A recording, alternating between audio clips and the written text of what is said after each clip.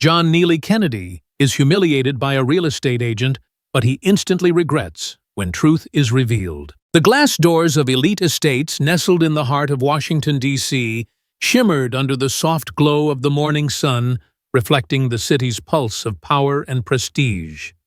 Inside the office was a sanctuary of sophistication, its sleek marble floors and minimalist decor exuding an air of exclusivity reserved for the capital's elite senators, tech moguls, and international diplomats. The hum of quiet efficiency filled the space, where every gesture, every word was calculated to cater to clients who measured their worth in influence and wealth. Emma Carter, a rising star in her early 30s, thrived in this high-stakes world. With her tailored blazer, flawless posture, and a smile that could charm a room, she had a reputation for closing multi-million-dollar deals with ease. But beneath her polished exterior lurked a flaw she barely acknowledged: a tendency to judge people by their appearance, a habit that had served her well in a city where status was often worn like a badge. Today, that flaw would lead her into a misstep that would shake her to her core. Emma stood in the agency's conference room, her manicured nails tapping against a tablet, as she reviewed the details for an upcoming property showing. The client file was frustratingly sparse. No name, no occupation, just a cryptic note from her manager, Richard, stating that the client valued privacy and sought a functional yet elegant home. Emma's lips curled into a faint smirk. "Another paranoid exec who thinks he's special," she muttered, adjusting her sunglasses perched atop her head. She glanced at her watch, already calculating how quickly she could wrap up this appointment to focus on her more lucrative clients. The morning was crisp, the kind of day that made Washington feel alive with possibility, but Emma's mind was elsewhere, already dismissing the mystery client as a minor inconvenience. Moments later, the glass doors slid open and a man stepped into the lobby. His presence so understated, it barely registered with the receptionist at first. He wore a faded blue button-up shirt, slightly wrinkled, tucked into a pair of worn jeans that looked more suited for a weekend barbecue than a multi-million-dollar real estate office. His sneakers, scuffed and dusty, squeaked faintly against the polished floor, and his graying hair was tousled as if he'd just run a hand through it. This was John Neely Kennedy, a U.S. senator known for his unpretentious demeanor and sharp intellect. But to Emma, he was an anomaly, a man who looked utterly out of place in her world of tailored suits and designer briefcases. Kennedy approached the receptionist, his warm southern drawl cutting through the sterile hum of the office. "I'm here about the house showing," he said, offering a smile that was equal parts disarming and genuine. "I spoke with Richard earlier." The receptionist, a young woman named Claire, blinked momentarily, thrown by his casual attire, but she recovered quickly, directing him to Emma's office. Emma, who had been watching from the conference room, felt a flicker of irritation. "This is the client," she thought, her eyes narrowing as she scanned him from head to toe. No watch, no cufflinks, no hint of the wealth that typically walked through these doors. Her first instinct was that he must be lost, or worse, one of those dreamers who wandered into high-end agencies to gawk at properties they could never afford. She smoothed her blazer, plastered on a professional smile, and strode toward him, her heels clicking with purpose. "Hello, I'm Emma Carter," she said, extending a hand while subtly sizing him up. "I'm handling the property you're interested in. You're here for the Georgetown estate, correct?" Her tone was polite, but there was an edge to it, a faint challenge that dared him to prove he belonged here. Kennedy shook her hand, his grip firm but unassuming. "That's right," he said, his voice steady and warm. "I'm looking forward to seeing it." Emma's smile tightened. Looking forward to seeing it, she thought. As if he's actually in the market. She gestured toward a private office, her mind already racing with assumptions. "Let's discuss what you're looking for." she said, leading him to a sleek, glass-walled room with a view of the bustling D.C. skyline. Kennedy settled into a leather chair, his posture relaxed, yet attentive, as if he were sizing up the room as much as Emma was sizing up him. She sat across from him, crossing her legs and tapping her pen against the tablet, her body language screaming skepticism. "So tell me about your needs," she began, her voice smooth but tinged with condescension. "This is a high-end property, so I want to ensure it aligns with your expectations." The pause was deliberate, a subtle jab at his unpolished appearance. Kennedy leaned back, his hands resting casually on his knees. "I want something practical, but with character," he said, his drawl softening the edges of his words. "A home that feels connected to the outdoors, maybe a good porch or a garden. It doesn't need to be flashy, but I want quality in every detail. A place where I can work, relax, and feel at home."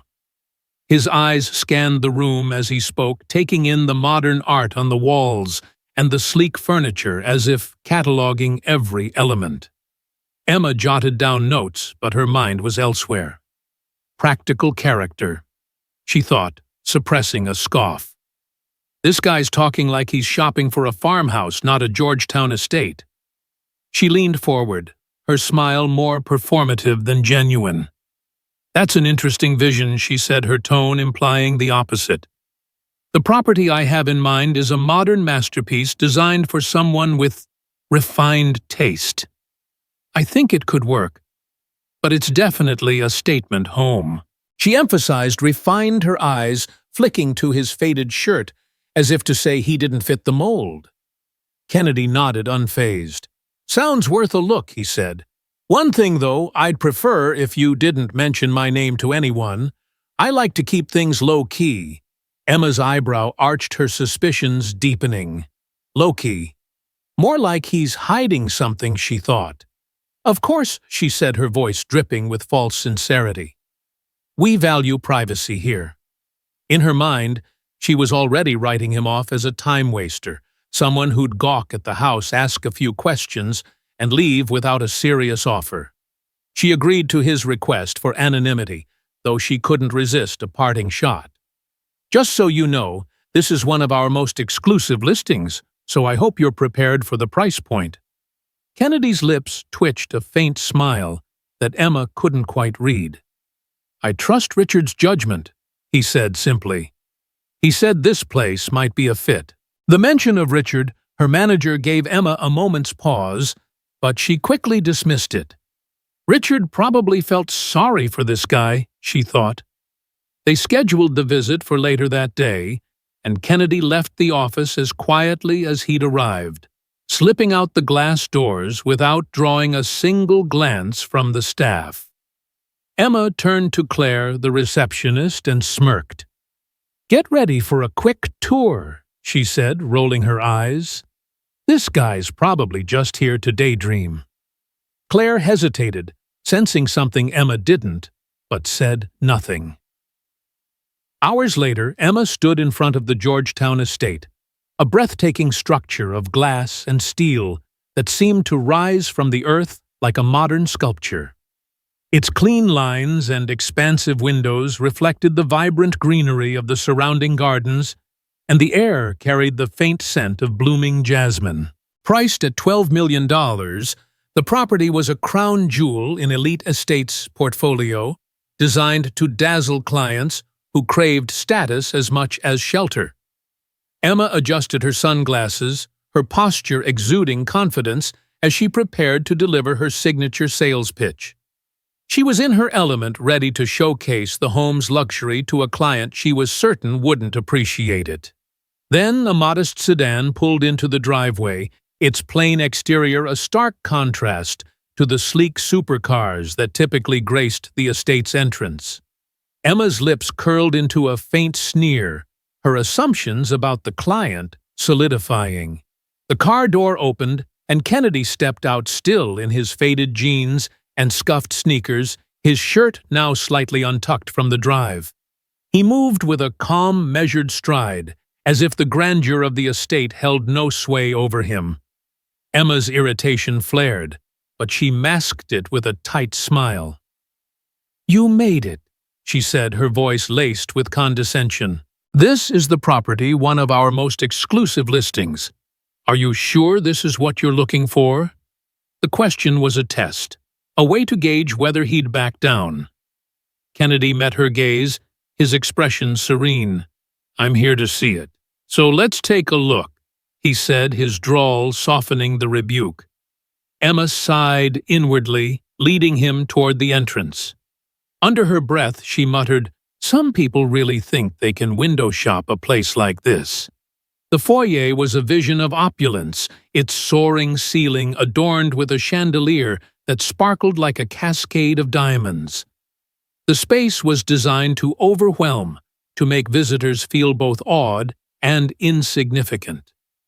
Emma swept her arm in a grand gesture, her voice taking on a theatrical lilt.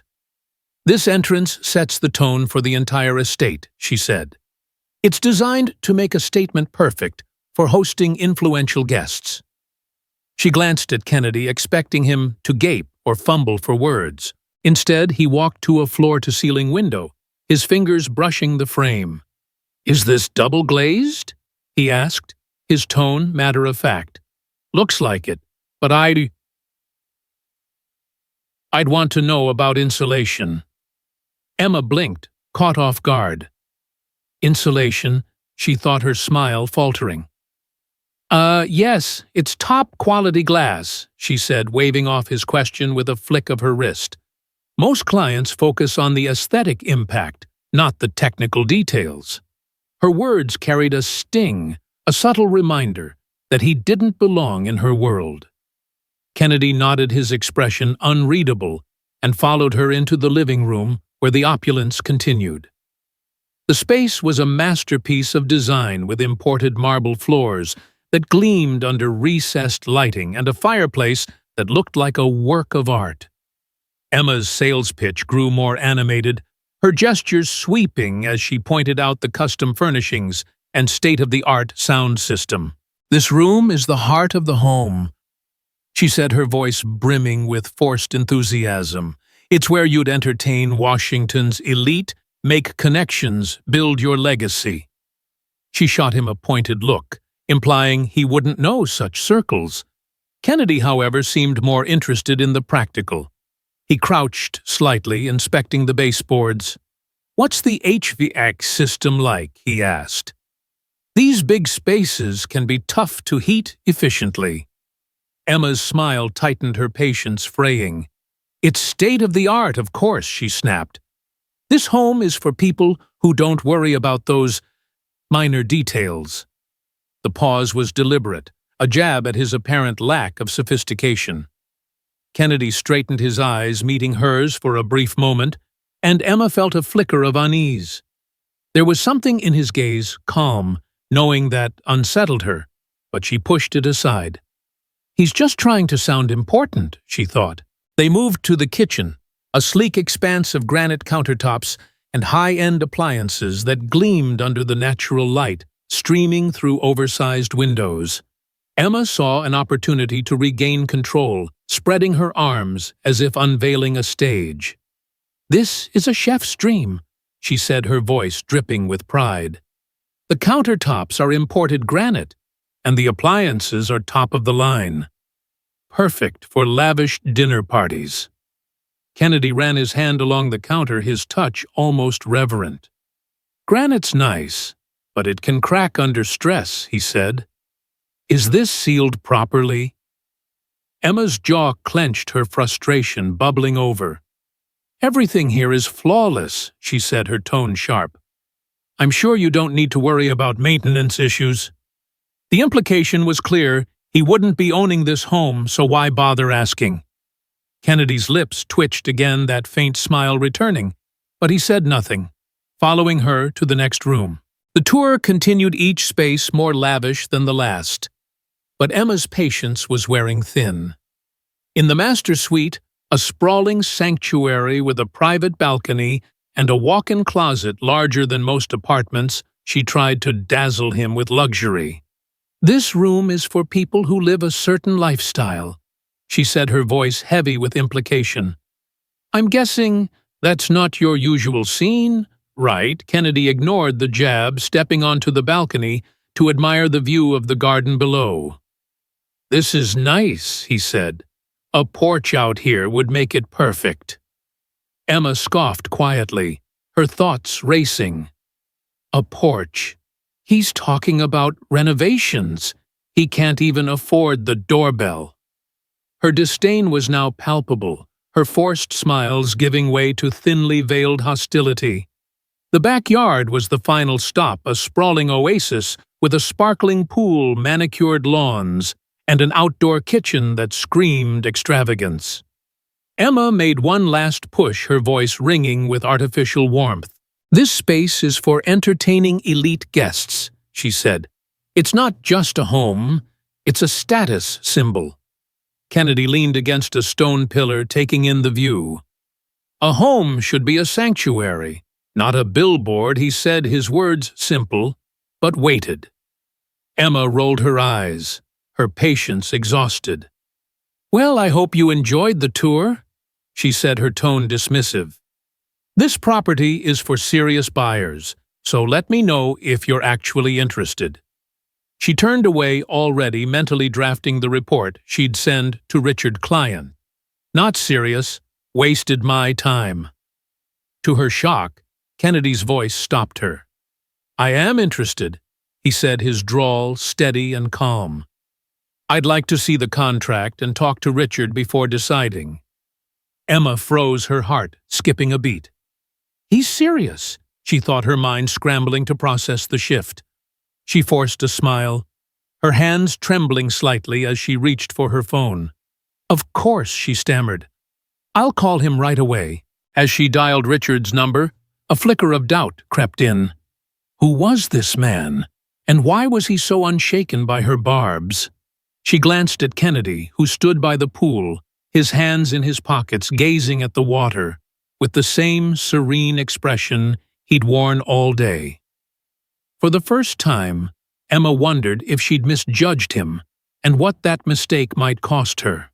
Emma's confidence hung by a thread as she led John Neely Kennedy back into the Georgetown estate's grand foyer, her heels clicking against the marble floor with a rhythm that betrayed her unease. The senator's unexpected request to see the contract had thrown her off balance, and the weight of her earlier condescension pressed against her chest like a tightening vice. She refused to believe this unassuming man in faded jeans and scuffed sneakers could be a serious buyer, yet his calm insistence gnawed at her certainty. The chandelier above cast prismatic light across the walls, but the opulence that usually empowered her now felt like a spotlight exposing her missteps. Determined to regain control, Emma plastered on a smile, her voice taking on a forced cheerfulness that bordered on caricature.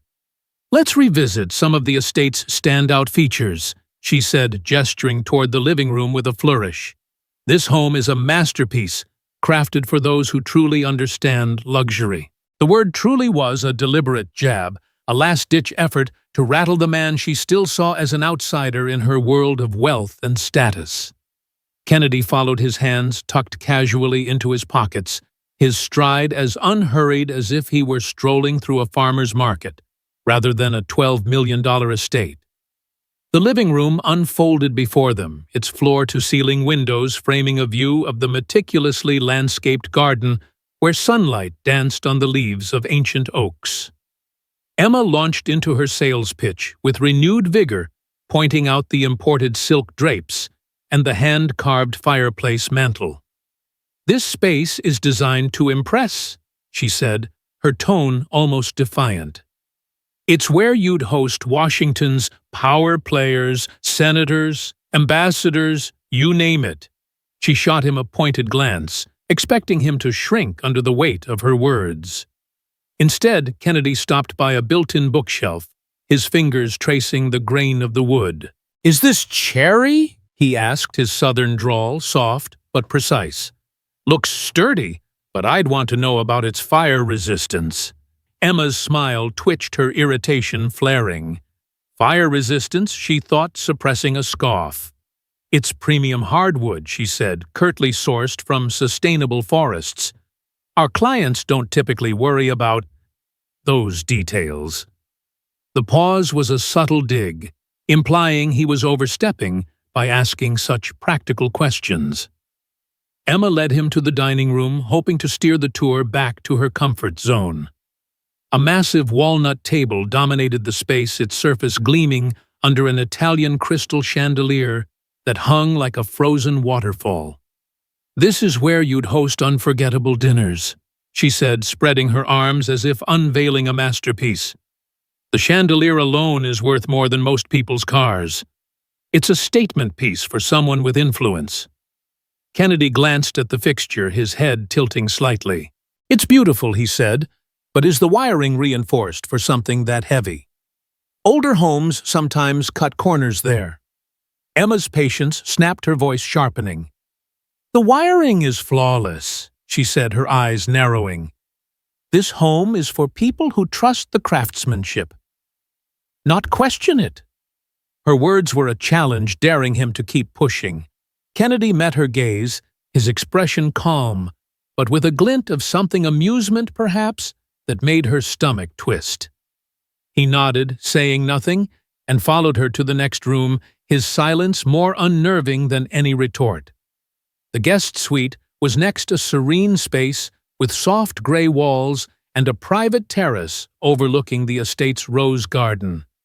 Emma saw an opportunity to reassert her dominance. "This room is perfect for VIP guests," she said, her voice dripping with implication. "I'm guessing you don't entertain that crowd often, but it's a nice touch for someone who does." The jab was blatant, her smile cold. Kennedy ignored it, stepping onto the terrace and inhaling deeply, as if savoring the scent of the roses. "Good airflow out here," he said. "That's important for keeping mold at bay. How's the drainage on this terrace?" Emma let out a short, incredulous laugh. "Drainage?" she said, shaking her head. "This home isn't about those kinds of concerns. It's about living a certain lifestyle." Her tone suggested he couldn't possibly understand that lifestyle, but Kennedy's serene expression didn't waver. "A good home takes care of its people," he said simply, "and that starts with the bones." Emma's hands clenched at her sides, her frustration boiling over. "Who does he think he is?" she thought, her mind racing. "He's acting like an inspector, not a buyer." By the time they reached the outdoor patio, Emma's composure was fraying. The patio was an entertainer's dream, with a sleek fire pit, a built-in grill, and a pergola draped in flowering vines. The pool beyond shimmered like liquid glass, reflecting the late afternoon sun. Emma made one final push, her voice ringing with artificial warmth. "This is where you'd host events that people talk about for years," she said. "Or, I suppose you might prefer something more low-key." The sarcasm was unmistakable, her eyes flicking to his worn sneakers. Kennedy leaned against the pergola, his gaze sweeping over the garden. "A couple of rocking chairs would make this perfect," he said, a faint smile tugging at his lips. "Nothing beats a quiet evening with a view like this." Emma scoffed, her patience exhausted. "This isn't a porch in the sticks," she said. "It's a Georgetown estate, built for impressing the right people." Kennedy turned to her, his eyes steady. "Sometimes the right people are the ones who value what's real," he said, his words carrying a weight that made Emma's chest tighten. She opened her mouth to retort, but something in his gaze stopped her, a quiet authority that she couldn't quite place. Her frustration reached its peak, and she decided to confront him head-on. "Look, I'll be honest," she said, crossing her arms and fixing him with a cold smile. "This property is for people who can afford it and understand its value. I'm not sure you're in the right place." The words hung in the air, sharp and final, a line drawn in the sand. Kennedy's expression didn't change, but his eyes held hers unflinching. "I'm exactly where I need to be," he said, his drawl slow and deliberate. "But it's good to know how you treat folks who don't fit your idea of a buyer."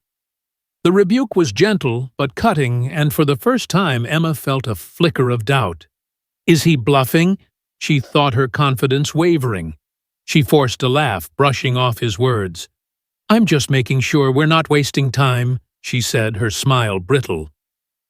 Kennedy's lips twitched, that faint smile returning. "Time's only wasted if you don't learn from it," he said, his voice soft, but weighted with meaning.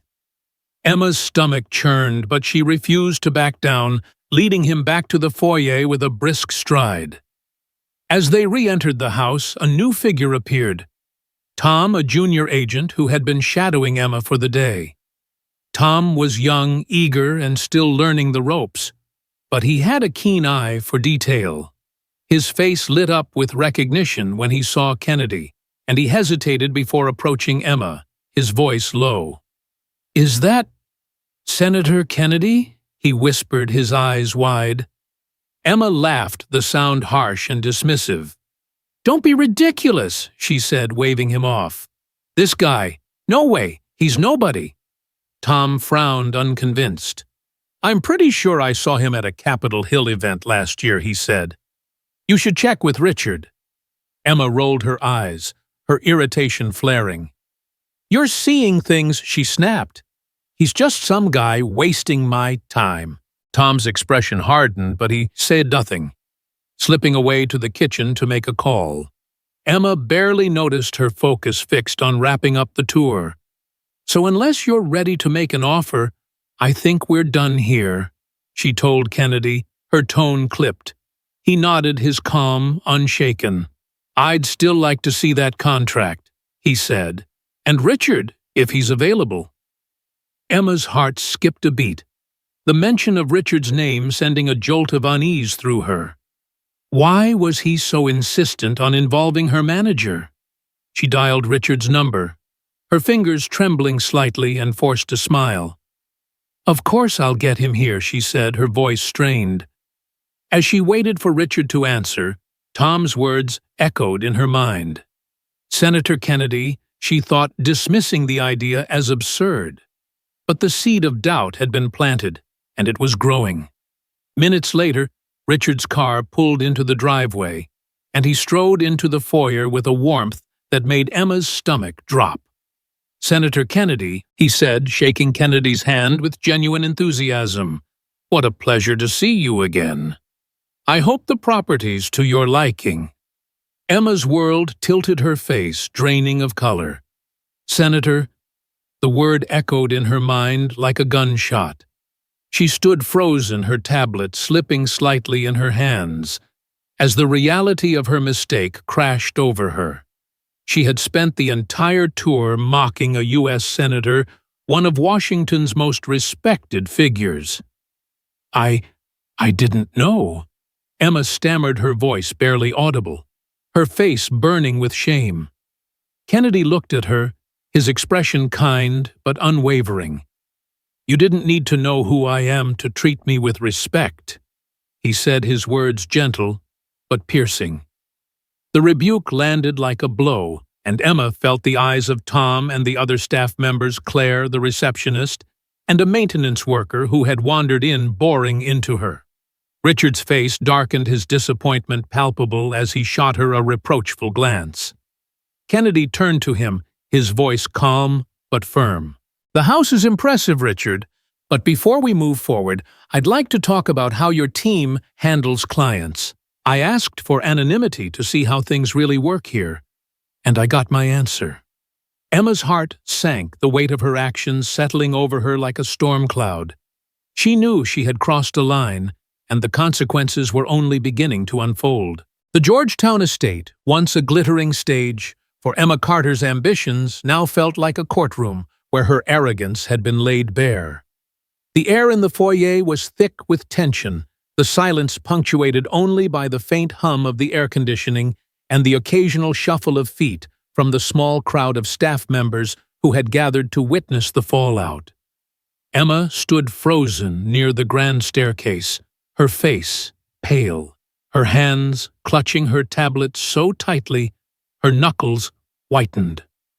The revelation that the unassuming man she had mocked throughout the tour was U.S. Senator John Neely Kennedy had shattered her composure, leaving her exposed and humiliated. Her mind raced with a chaotic mix of regret, fear, and desperation, each thought more suffocating than the last.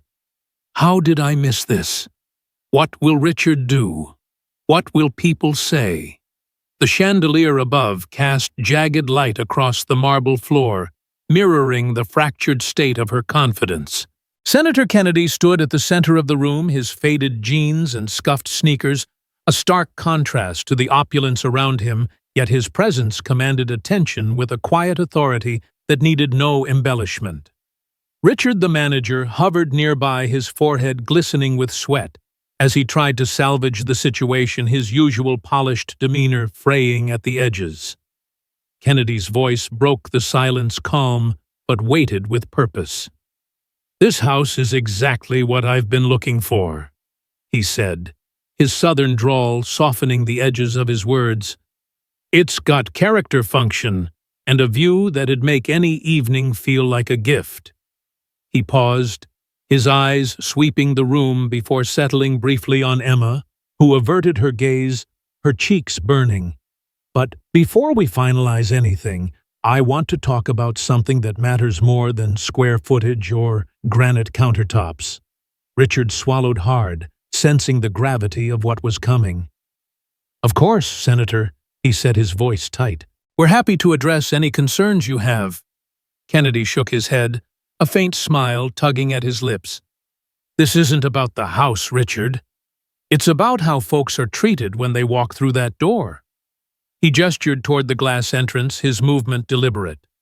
"I asked to be anonymous because I wanted to see how your team operates when they think nobody important is watching. Today, I saw plenty." Emma's stomach churned, each word landing like a stone. She wanted to disappear, to rewind the day and erase every snide comment, every eye roll, every assumption she'd made about the man in front of her. The other staff members, Tom, the junior agent, Claire, the receptionist, and a photographer who had been documenting the property, exchanged uneasy glances, their whispers barely audible but heavy with judgment. Tom leaned toward Claire, his voice low. "She's toast," he murmured. "You don't recover from something like this." Claire shook her head, her expression a mix of pity and disapproval. "She's always been like this, sizing people up like their inventory. Now it's caught up with her." The photographer, adjusting his camera strap, muttered, "Lucky for her, he's not the type to make a scene. Anyone else would have had her fired on the spot." Richard stepped forward, his hands clasped in a gesture that bordered on pleading. "Senator Kennedy, I can't apologize enough for any discomfort you've experienced," he said, his voice trembling slightly. "This isn't how Elite Estates does business. I assure you. We'll make this right." His eyes flicked to Emma, a flash of reproach that made her flinch. Desperate to salvage her dignity, Emma stepped forward, her voice shaky, but laced with a forced confidence. "Senator, I'm so sorry," she stammered, her words tumbling out. "I had no idea who you were. If I'd known, I would have." She stopped, realizing her words were digging a deeper hole. Kennedy raised a hand, his gesture gentle but firm, cutting her off. "That's the heart of the problem, Emma," he said, his tone kind but unflinching. "You shouldn't need a title or a fancy suit to treat someone like they matter. Respect isn't something you reserve for the right people, it's what you owe everyone, no exceptions." The words struck Emma like a physical blow, stripping away the last of her defenses. She looked down, her eyes stinging with unshed tears, unable to meet his gaze. The truth of his statement was undeniable, and it forced her to confront the ugliness of her actions. She had judged him based on his clothes, his car, his lack of ostentation, and in doing so, she had revealed more about herself than about him. Kennedy turned to Richard, his expression softening, but his resolve unshaken. "I'll take the house," he said, "but I want your word that you'll make changes here. Every client who walks in, whether they're in a three-piece suit or a pair of overalls, deserves to feel valued. That's not just good business, it's basic decency." Richard nodded vigorously, relief washing over his face. "Absolutely, Senator," he said. "We'll implement new training programs immediately. This won't happen again." Kennedy's eyes lingered on him for a moment, as if gauging his sincerity, then he nodded. "Good. I'll wait in my car while you get the paperwork ready." With that, Kennedy headed for the glass doors, his footsteps steady and unhurried, leaving a heavy silence in his wake. Emma remained rooted to the spot, her mind a whirlwind of shame and fear.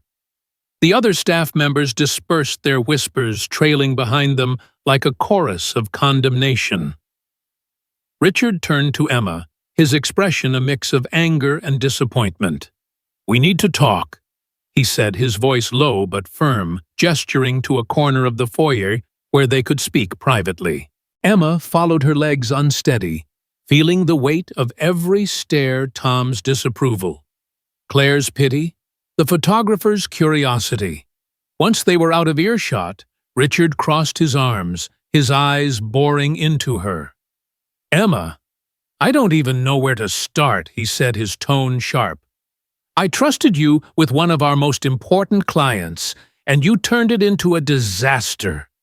What were you thinking, treating him like he didn't belong here?" Emma's throat tightened, her voice barely a whisper.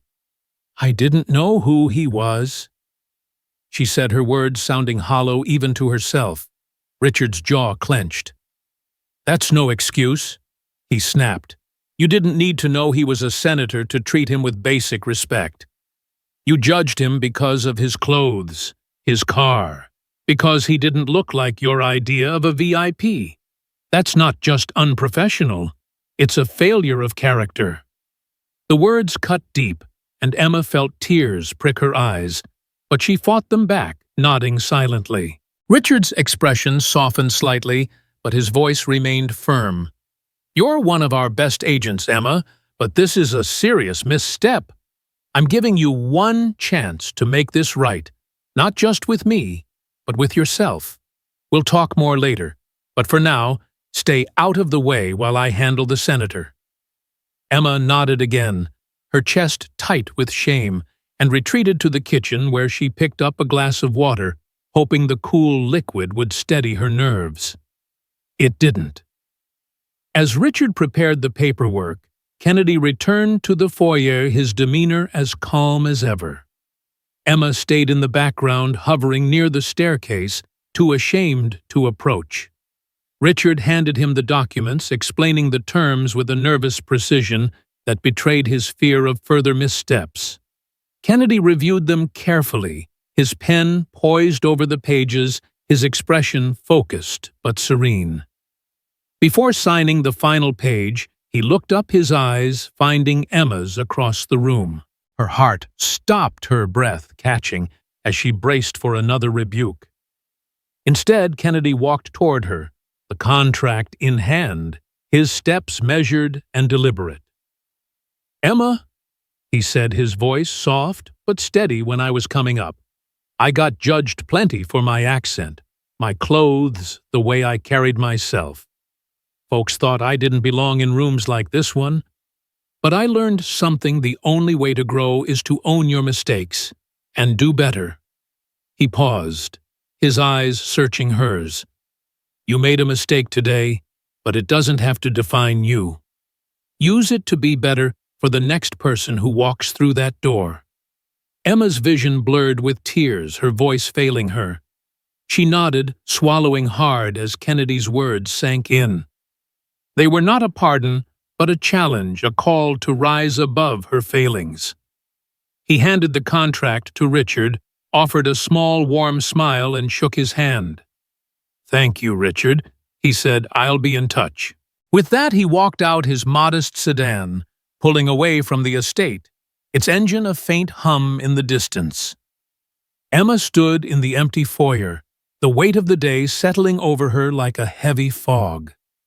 Her reputation was bruised, her confidence shattered, but Kennedy's words had ignited a spark of resolve. Over the weeks that followed, she enrolled in customer service training determined to rebuild her approach. She began listening to clients, really listening, regardless of their appearance, and slowly she earned back the trust of her colleagues. The story of her encounter with Senator Kennedy became a legend at Elite Estates, a cautionary tale about the cost of arrogance and the power of humility. As Kennedy settled into his new home, his simple attire unchanged, he left behind a legacy far greater than a signed contract, a lesson in respect that would echo through the halls of the agency long after he was gone.